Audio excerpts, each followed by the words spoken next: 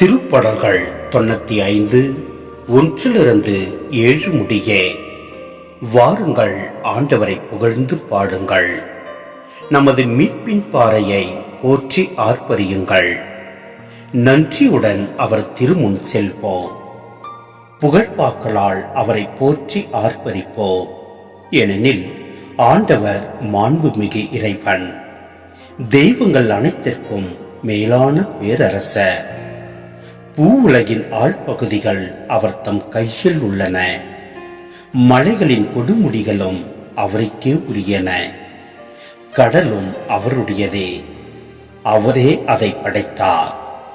உலர்ந்த தரையையும் அவருடைய கைகளே உருவாக்கின. வாருங்கள், தாழ்பணிந்து அவரை தொழுவோம்.